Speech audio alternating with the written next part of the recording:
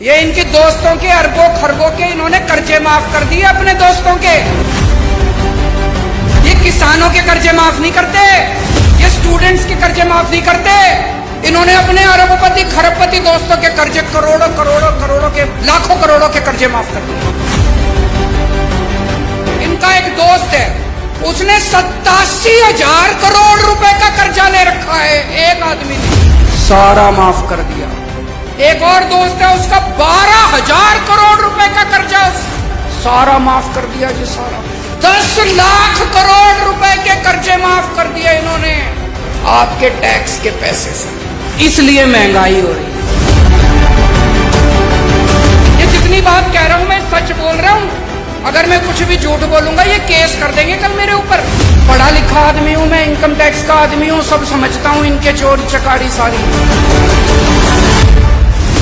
आप एक रोटी खाते हो, एक रोटी पे 1 रुपए का जीएसटी लगता है।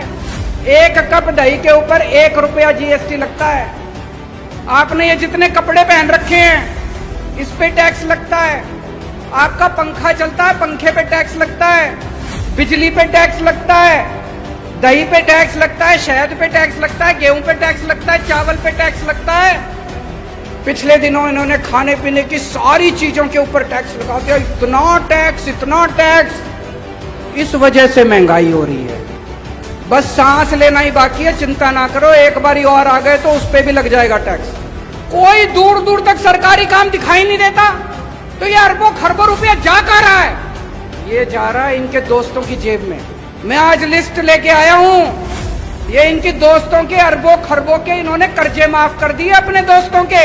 इनके कई दोस्त हैं, उन्होंने बैंकों से कर्जे ले रखे हैं। किसी ने 5,000 करोड़, किसी ने 10,000 करोड़। और जब कर्जे वापस करने की बात आई, बैंक आया उनके पास, तो उनकी नीयत खराब हो गई।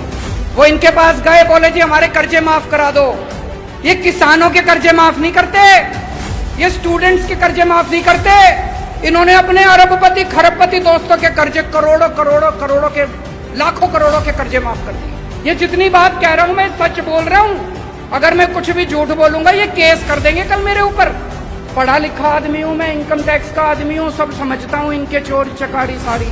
अभी इन्होंने दिल्ली में हमारी सरकार गिराने की कोशिश करी, सोचो इनकी हिम्मत। इन्होंने प्लानिंग बनाई, केजरीवाल के 40 एमएलए तोड़ेंगे। इन्होंने कहा 20-20 करोड़ रुपए में एमएलए खरीदेंगे। पर भाई साहब हमारे सारे ईमानदार आदमी हैं, अच्छे लोग हैं, शरीफ लोग हैं, सबने आके मेरे को बता दिया 40 एमएलए तोड़ने थे इनको। 20-20 करोड़ के हिसाब से 800 करोड़ रुपए लेके आए थे ये। 800 करोड़ रुपए बताओ जी कहां से आए 800 करोड़ रुपए? इन्होंने मध्य प्रदेश में सरकार तोड़ी, इन्होंने कर्नाटक में सरकार तोड़ी, इन्होंने गोवा में सरकार तोड़ी, इन्होंने असम में सरकार तोड़ी। 277 एमएलए खरीद चुके अभी तक ये। 277 20-20 करोड़ रुपए के हिसाब से भी लगा लो, 6,000 करोड़ रुपए इन्होंने एमएलए खरीदने में लगा दिए। ये पैसा कहां से आया जी? ये आपके टैक्स का पैसा है, ये जीएसटी का पैसा है, ये दूध दही के ऊपर टैक्स का पैसा है। इसलिए महंगाई हो रही है भाई साहब, इसलिए समझ के जाना।